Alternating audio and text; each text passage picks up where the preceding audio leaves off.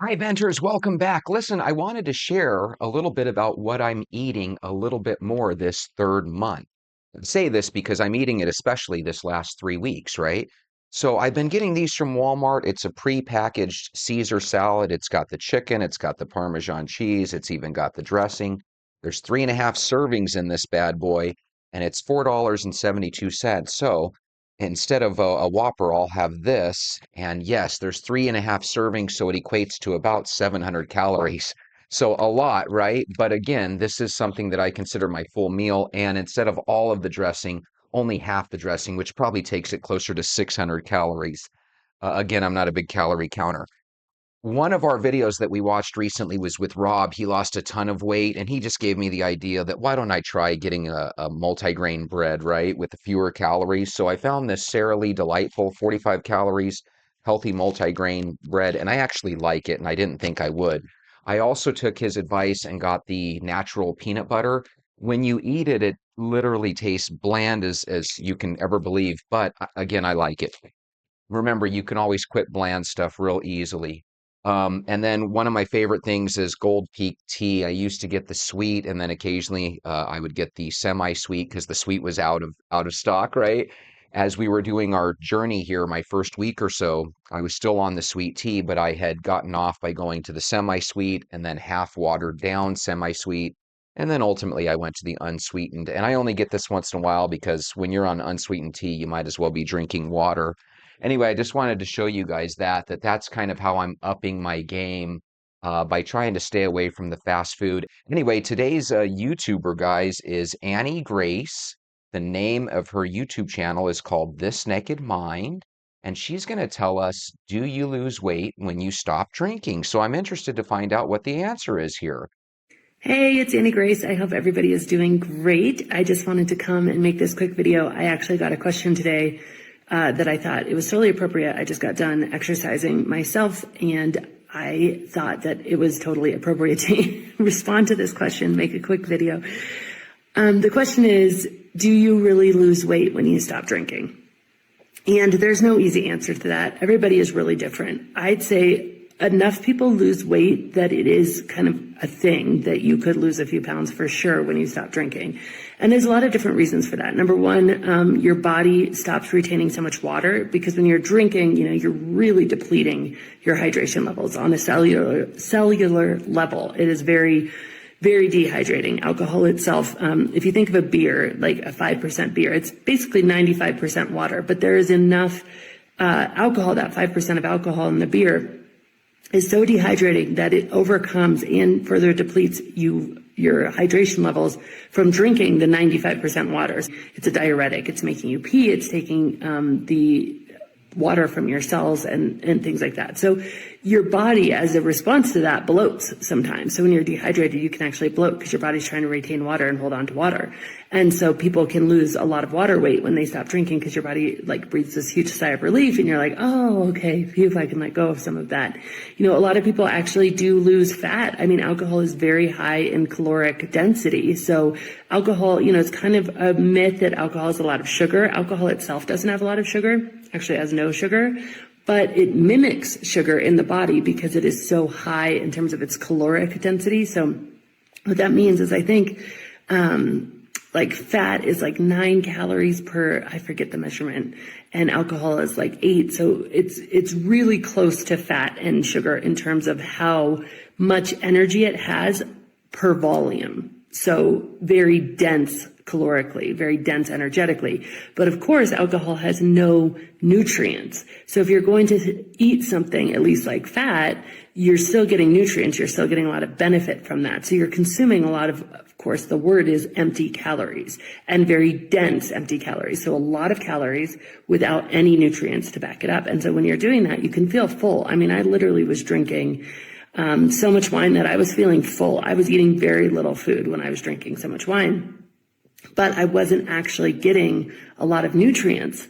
And so your body will go through a readjustment phase. And for some people, that does look like actually losing weight. But for some people, it looks like gaining weight and getting healthier. There's a thing called drunkorexia, which is basically that you're just consuming all of your calories and alcohol, and your body is almost starving because it's not getting any nutrients outside of alcohol. So it really, really varies. I would have naturally figured, as somebody that doesn't really drink too much, at least not on this challenge, right? I would just naturally think that every time you drank a beer, it would be like, like drinking a loaf of bread. So if you stopped drinking beer and alcohol, I just assume you would drop weight like crazy. But apparently, what she's saying is sometimes people drink so much alcohol and they're not eating properly that when they get off the alcohol, they actually start eating the nutrients they need and they actually end up gaining weight. So that's fascinating. If you find that interesting, let me know in the comments. She has an alcohol experiment, a 30-day no alcohol challenge. And if you go to her page, which I'll link in our description here, I think it would be a great way for you to get away from alcohol if you feel like you're getting a little too close to alcohol. Another thing that does happen though is that alcohol, it numbs your prefrontal cortex in the moment and over the long term. And your prefrontal cortex is a part of your brain that you use to make really good, solid decisions. So when you're at 3 a.m. and drinking, and I'm laughing because this was my story, and Taco Bell sounds like a great idea, you might eat way more at way different times of day than you would ever eat if you weren't drinking. And a lot of people think like, oh, that makes you more of yourself. You really become like more of yourself. That's not actually true at all. Your highest self is in your prefrontal cortex and is in those making decisions now for the future you. That is the best, most evolved version of you. And so to numb that and take that away, you just become more animalistic. And I think that would be almost the biggest takeaway here is like there's so much focus on weight. And in my journey, I have realized that I was just as kind of judgmental and miserable in my body like 10 pounds ago, 20 pounds ago, 30 pounds ago. I mean, literally. And I don't actually want to be sober. I want to have peace and freedom. I want alcohol to be small and irrelevant. So I've not made this a behavior-based goal, like I'm never going to drink again. That's not my goal. My goal is to have total peace in my relationship with alcohol, to feel totally free, to not. I thought she was going to be an all or nothing person on the side of nothing. I think what she has done is she's decided to do kind of what we do with sugar, or at least what I urge you to do, which is just stay away from it. But when you have one, go right back to your walking routine. I have a feeling that's kind of how she views alcohol. But again, I haven't watched any of her videos, so I could be wrong. But this is a great reason for you to check out her channel. Tell me what you think in the comments. When I was focusing on my behavior, which was to drink less, I was actually making myself really miserable. And ironically, I was starting to drink more. Same with my weight. When I was focusing on my weight, which was to weigh less and therefore to eat less and therefore to exercise more, I was making myself, it was this yo-yo thing, and I was making myself much more miserable. And through that, I realized that I wasn't peaceful at my thinnest. Internally, mentally, I wasn't peaceful. I had awful judgmental thoughts about my body at my thinnest. So now my goal has shifted. It's not about being thin or weight or a number on a scale. It's actually about feeling peaceful in my body. I know losing weight can be a massive motivator. But I think health, hopefully we can make it that health is a better motivator. That sometimes maybe the goal is driving anxiety. And so sometimes I would look at the goal, like, how does it make you feel? Because even again, at my thinnest, not only did I feel nasty stuff about me, I also felt, one donut away from, binging or like having a really, have the scale increase, stuff like that. The question is, does alcohol help you lose weight, or giving up alcohol? Does it help you lose weight? And I would say in most cases, for most people, there is some weight loss, but much more importantly, there is a huge amount of health gained and peace gained. Okay, we're going to stop the video right there, but I urge you to see the rest of it by visiting her channel. Again, it's called This Naked Mind, and I'll have it in the description. You can just click right over there. Alcoholics that are like on their third, fourth, 10th, 20th year sober, for them, do what you're doing, which is staying away from alcohol forever. Whenever you play with something that you naturally love, especially if alcohol is that thing you love, there's always a chance that some horrible thing. And it could be a small, horrible thing, like your car just doesn't start that day, right? So you miss work. And before you know it, you're going down to the liquor store and you're buying a bunch of Jack Daniels, you know. Don't do it to yourself. Stay away from it if you are away from it. Let's check out another channel real quick. Okay, guys, so we just watched one video where a person saying you may lose weight, but you may gain weight actually, right, if you quit drinking. Now we're going to talk to BJ Yachts. That's the name of his YouTube channel, and it's really quick. Hello. So I want to do a quick video about alcohol and weight loss. Recently here back November 8th of 2015, I lost my brother. He had a cardiac arrest. His heart just stopped.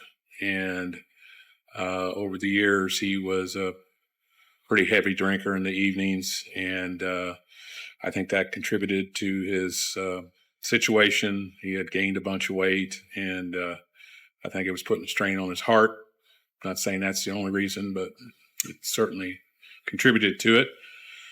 With that being said, I myself, for years and years, found myself having cocktails every night when I would come home from work.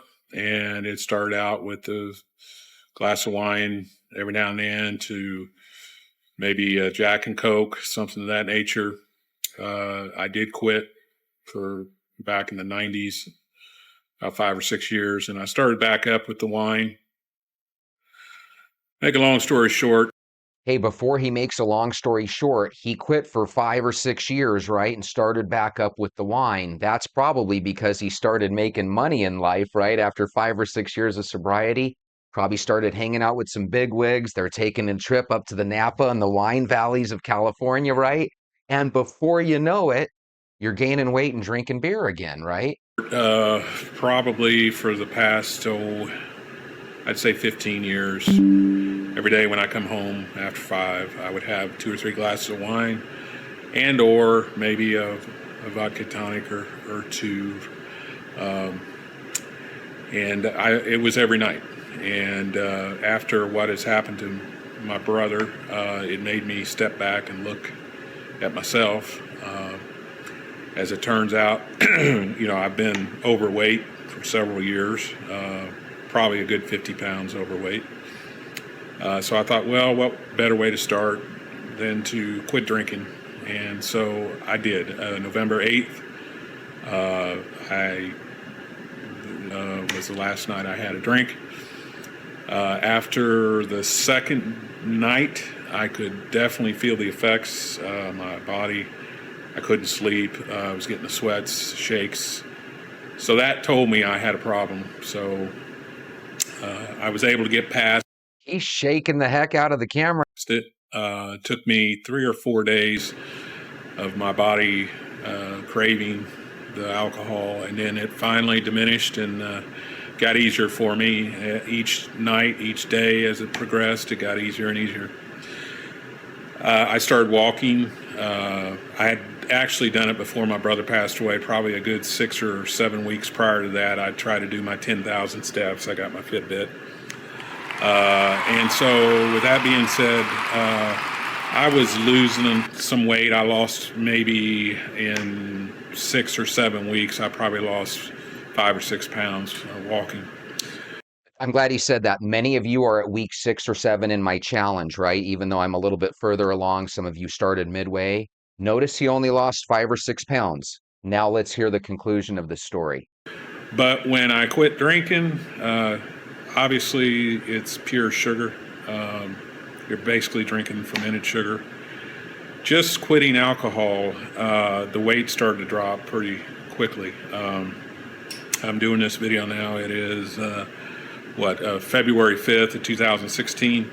My last drink was November 7th of 2015, and I went from 243 pounds to 207 pounds.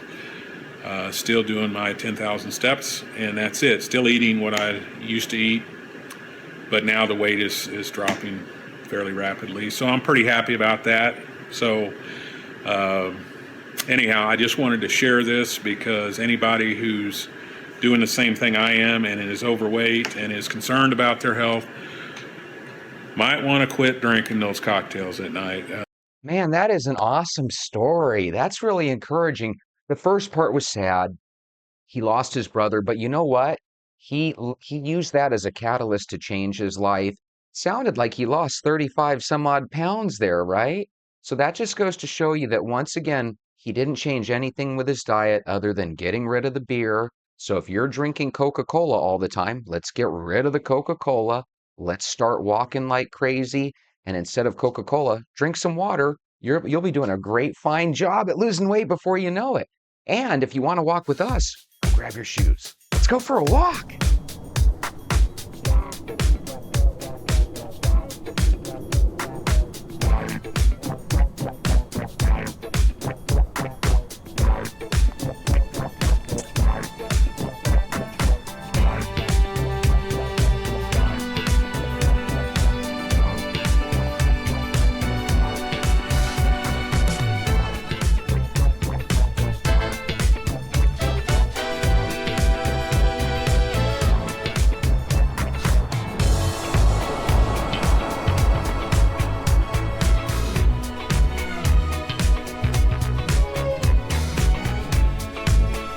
So let's do this. Yes.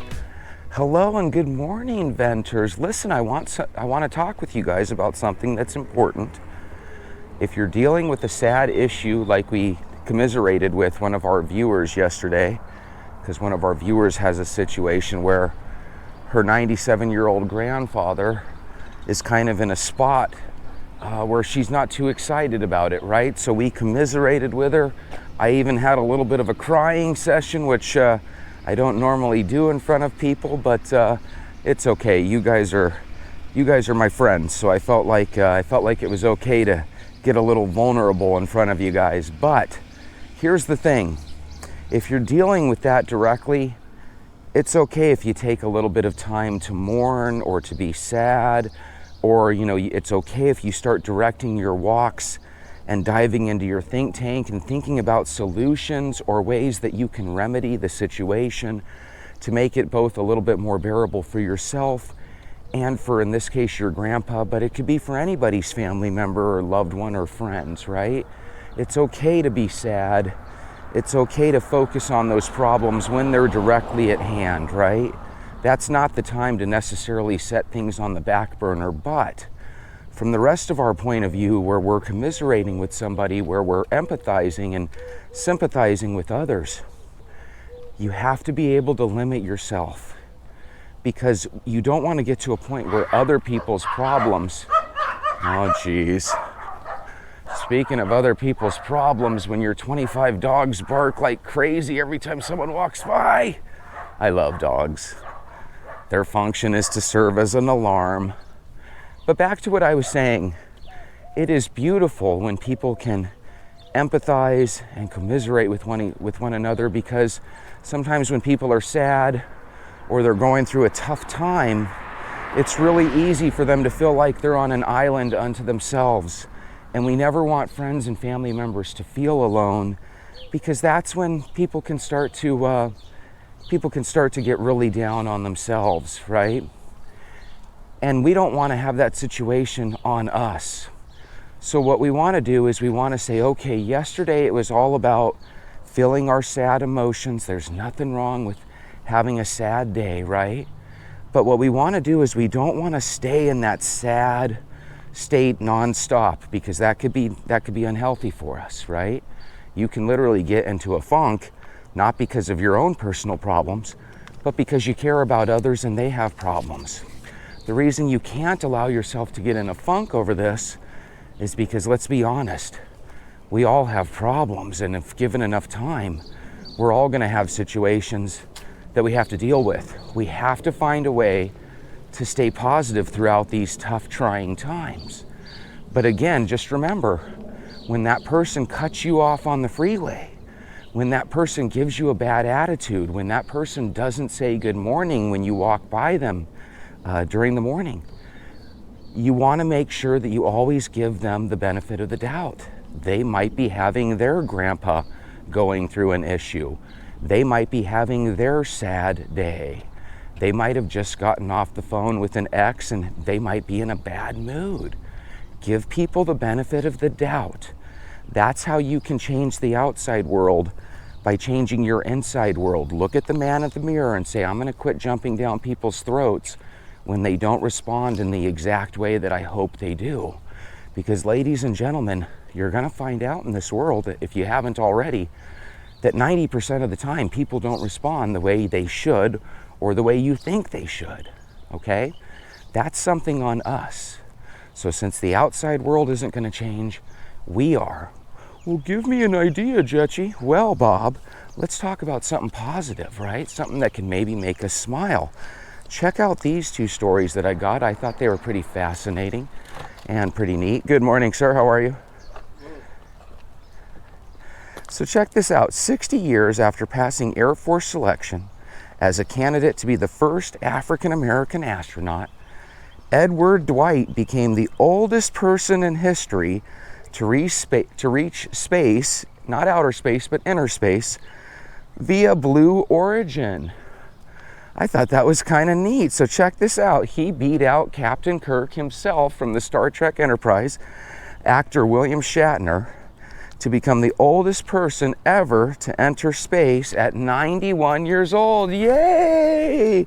Yay, Edward Dwight. Here's my favorite part of all. One of my favorite movies, one of all of our favorite movies from back in the day, was Jerry Maguire. And if you remember, Rod Tidwell, played by Cuba Gooding Jr., was Tom Cruise's client. Remember, Tom Cruise played the role of a sports agent, and his client was Rod Tidwell. That was his only client that he had left after his firm fired him.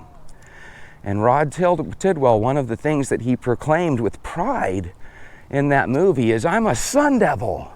Because if you remember, he was a Arizona Cardinal in the pros, but he was really proud of the fact that he was a Sun Devil for Arizona State prior to becoming a pro in that movie. So I love my Sun Devils. That's where my daughter graduated school. My son was a Wildcat at U of A. So check this out. Edward Dwight holds an aeronautics degree from ASU, Arizona State University. He's a Sun Devil. Yay! Edward Dwight, boy, are we proud of you. So he was able to become the oldest astronaut to enter interstellar space. You know, there's outer space, and then there's inner space, which is just in that area that's 10 minutes above the planet. He was able to, you like how I said that, 10 minutes above? That's what you say when you don't know the exact terminology. He was 10 minutes out there, and then he came back in a couple of minutes later, right? But he got to see the curvature of the Earth, and he got to see the real neat things that you see when you get up there and come back down. And I'm just awfully proud to know that he went to school in the one school that I always grew up rooting for, and the school where my daughter ended up getting her journalism degree. She went to the Walter Cronkite School of Journalism, and she's a local newspaper professional here in the state of Arizona. I'm very, very proud of my daughter, very proud of my son as well, but again, I don't have much news to report on him, as you guys know. But I thought that was fascinating. A lot of times we have to put our dreams on the back burner, and for whatever reason, Edward Dwight passed all his aeronautical needs and requirements 60 years ago, but for whatever reason, he kind of went more into the Air Force and to fighter jet piloting. So I don't want you to think that nothing happened with him. He did have a career where he did learn how to fly fighter jets and stuff, but he never actually made his dream of becoming an astronaut a reality. So this was a way for him to actually get that dream in before it was too late, because I'm sure we can all agree that at 91, while we want Mr. Dwight to live as long as possible, thank goodness we got that in before he reached 100, right? So that's kind of neat. That's kind of encouraging. 60 years after your dream starts, you finally get your dream. That just goes to show you guys, don't ever fully close your doors on your dream. It might just happen when you least expect it. I thought that was a beautiful story. Again, these stories are things that if you want to check out the Good News Network, that is a website that I check for these good stories. And they've got more than just one or two to choose from. I usually just try to share one or two that I think are especially neat. So I have a trivia question for you. Trivia question time. Where do you think the quietest room on Earth is? Now, when I say that and you absorb that question, you're probably thinking, oh, it's probably a place like Antarctica, right? Some sort of quiet room in Antarctica. But you got to remember, with Antarctica, you're going to have some deafening wind probably, right? It's so cold that there's probably winds and stuff down there. You know, you might be thinking of loudness in the type of loudness when it comes to like city sounds, right? There's obviously no city sounds in Antarctica, but there are sounds out there. So it's not Antarctica. Still, others might think, well, maybe it's a real isolated place like the Sahara Desert, or, you know, a place like that. But no. Good morning. Again, it's not that. So it's not Antarctica, it's not the Sahara Desert. If you're still wondering where the heck this is, it's actually in Minnesota. When you think of Minnesota, you think of, you know, Betty White's character from St. Olaf, you know, on the Golden Girls. But check this out. In Minnesota, one can find a place called the Orfield Labs. At the Orfield Labs, you'll find an anechoic, or it might be anechoic, chamber, okay? This is a place scientifically configured to absorb so much outside noise, so much so that a mere blinking of your eye, can sound like a giant door closing. It literally becomes deafeningly loud. Does that sound like a place that would be neat to visit? When you're in there, apparently you can hear your lungs breathing. Apparently you can hear your blood flowing through your body. And apparently every time you blink your eye, it sounds deafeningly loud. I still can't say that word. Anyway, I think you guys get what I mean. Imagine a place so quiet that you could hear your blink, and every time you blink, it sounds crazily loud. Visitors report the sound of their blood pumping and their eyes blinking. Without subtle sounds, the scientists say that when people are in there, even though they pay for a 90-minute trip, many times they can't even stay that long, because apparently without subtle sounds that we hear every day, even walking can be difficult. Did you know that? I had no idea that we, as people, used the different sounds around us to actually help us with our balancing portion of our walking. And when you take away those sounds and you replace them with weird sounds like your eyes blinking and stuff, apparently it can really disorient people.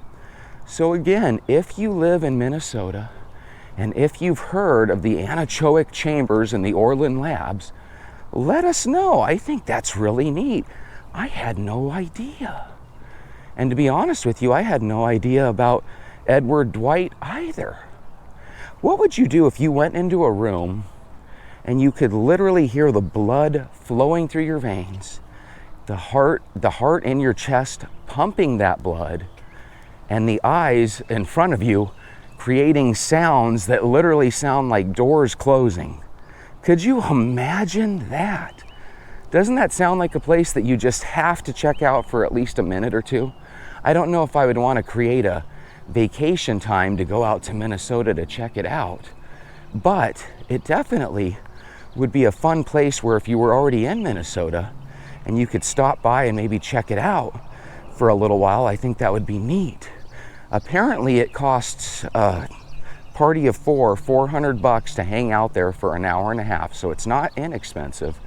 But at the same time, apparently, that doesn't sound to me super expensive though.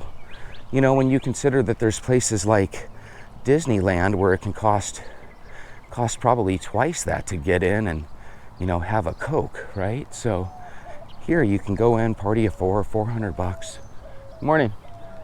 And you can check out the absolute quietest place on earth.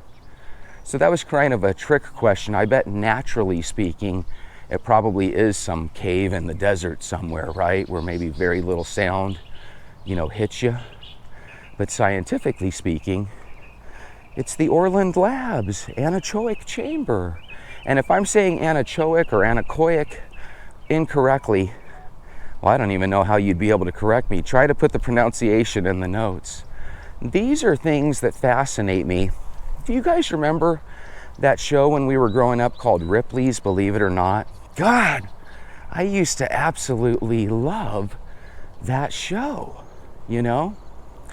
Oh, by the way, and just in case you haven't seen it, that show would just show the most amazing things that would just blow your mind. There are so many hidden mysteries and world records and different things that Americans and people around the world have accomplished. And there's places of mystery. And even if I were to see a Ripley's Believe It or Not on TV right now, it was such an interesting show, I would probably sit down and start watching it, So if you're on YouTube and you can, and you're maybe too young to remember the actual show, I want you to YouTube or Google search Ripley's Believe It or Not. Great show. I guarantee you that if you did see it, you enjoyed it. A lot of us were kids when it was on. But let's be honest, one of the coolest shows ever, right? There's a lot of shows that are no longer on the air, or if they are on the air, they're kind of remakes that aren't as good. For example, those black and white Twilight Zones. God, those were the best. I still like watching those. We almost all have a favorite Twilight Zone, My favorite is where the beautiful girl is getting surgery so that she can look beautiful in this alternative world. And in the middle of the show, you see the doctors and they all have pig snouts. And they're literally making this beautiful, gorgeous, human being, and they're changing her nose so she'll have a pig snout. Because in this world, the pig snout was the perfect nose, whereas the traditional nose that we all have was the oddball. So that was a fascinating Twilight Zone. Do you guys remember that particular Twilight Zone? It's one of the most famous. Another one that I like is the one where this guy, he really got tired of all the noise because he was always trying to read books. And to him, his perfect world would be one where all the people were gone and it was just him and his books. And what happens is he actually gets that situation to occur. All of a sudden, he's the only man on earth, and he's happy about it. He goes to find some books to read, and he sits down on a stoop and starts reading, right? And he is just all happy as you could imagine, even though he's the only guy on earth, right? And then all of a sudden, he leans over or something. I forget exactly how it happens, but his glasses break. And all of a sudden, he can't read.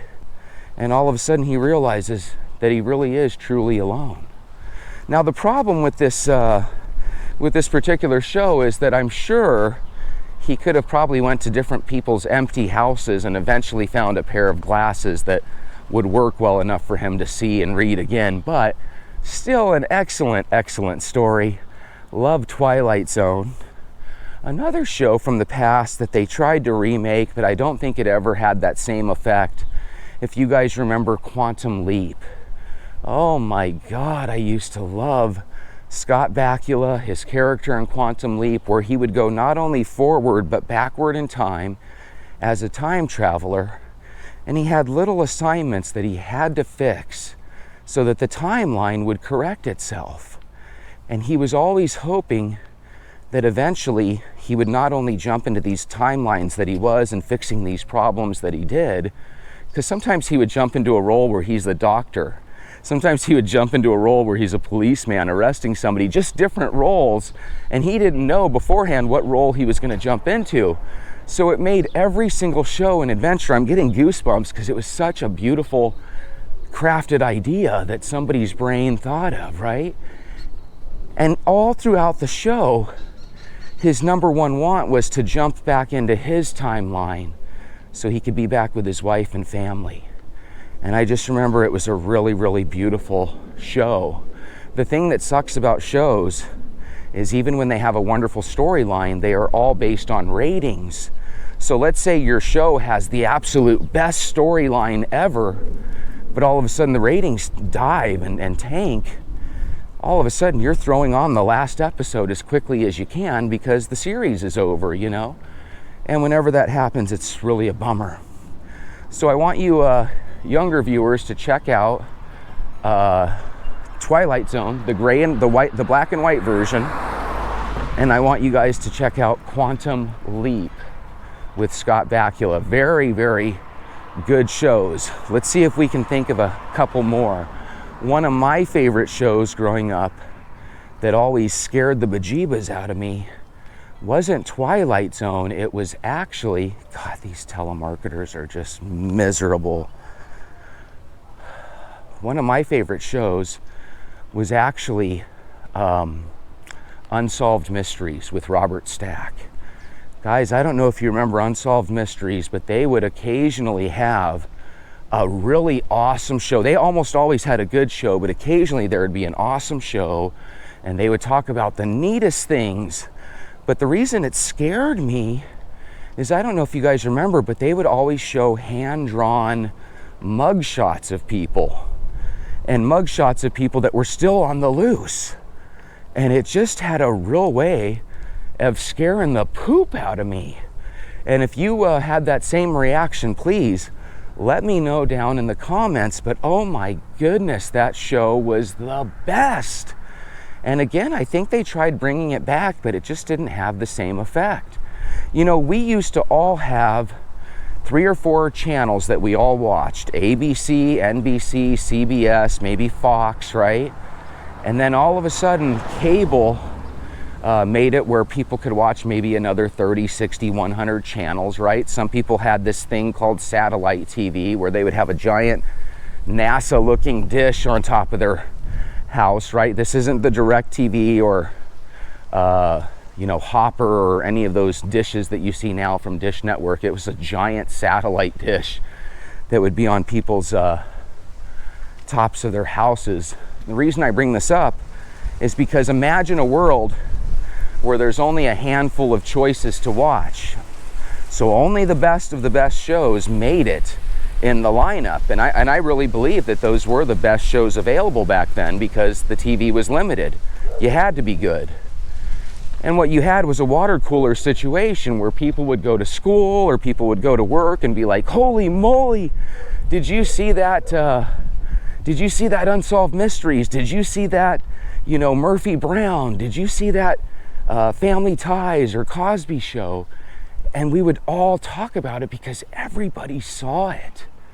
God, I wish it was like that again. Now people are like, no, I never saw that movie. I just watched YouTube or TikTok, you know, or no, I didn't see that. So there's a disconnect even there when it comes to the entertainment that we watch. And then, of course, one of my favorite shows back in the day that I always urge younger people to watch, but they never do, is Seinfeld and MacGyver.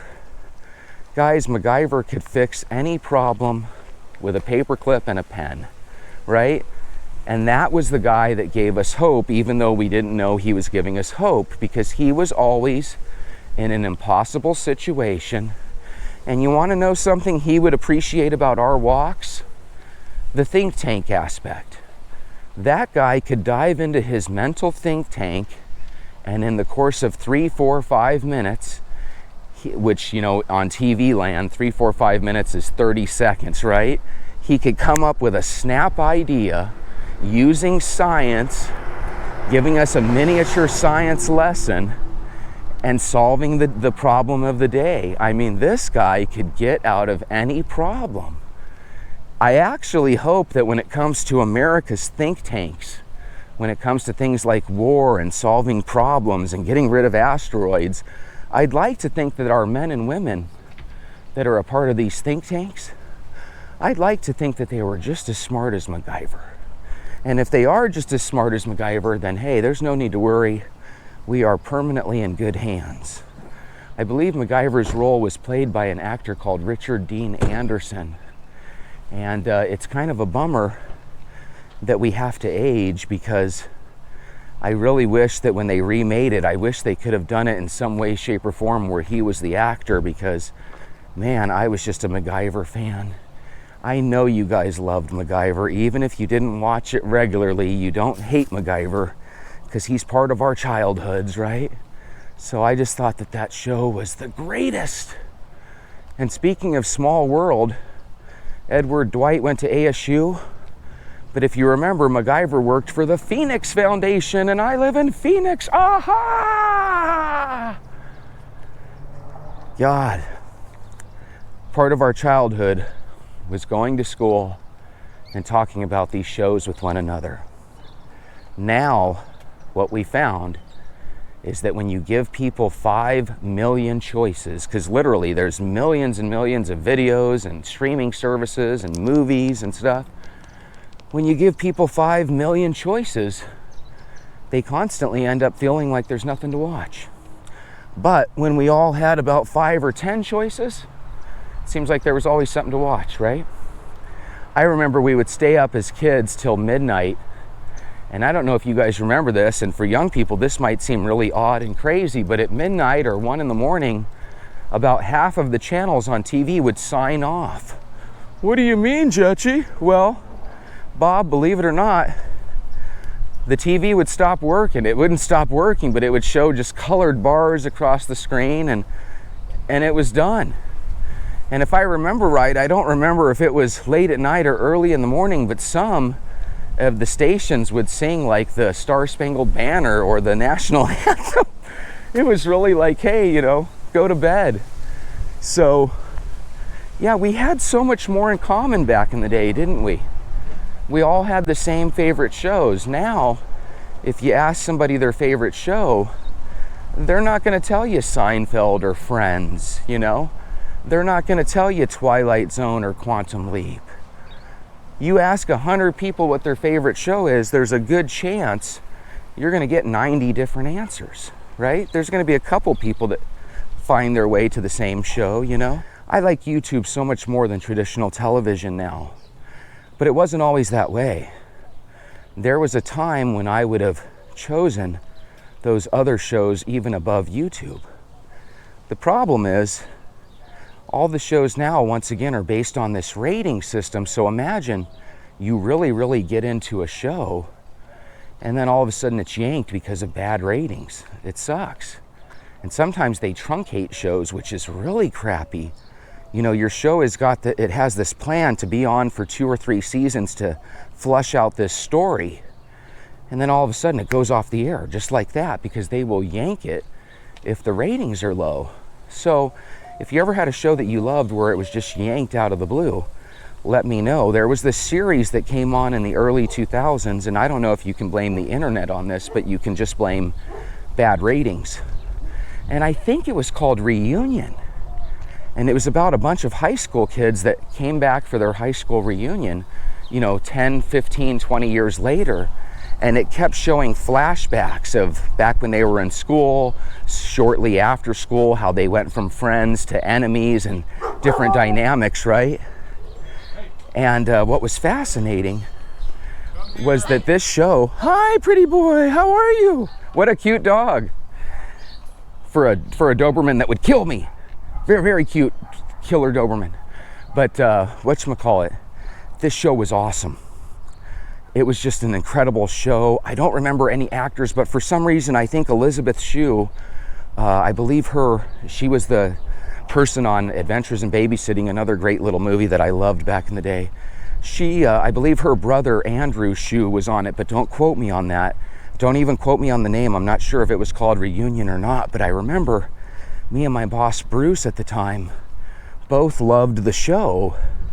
And then one day I came in and he was like, dude, did you hear? And I was like, yeah, I did. They yanked the show.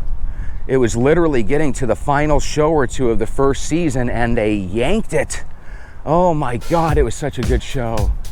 That's where I really felt disappointed that people didn't give it a chance, because it just had drama. It had the flashback and coming back to the future parts of it. Love that show. You can see I get really pumped up when there's good shows out there, because there are some talented individuals and we're losing those talents because it all gets blended away because we all have a million things to watch. God, I love when we talk like this, don't you? Kind of brings us back to yesterday, which brings us back now to the present moment. Just because I'm done with my walk doesn't mean you need to be done with yours. There's nothing stopping you from staying on board your walking routine for another half hour. So tell me in the comments that you're going to walk for another half hour, and let's do this. Have a great day.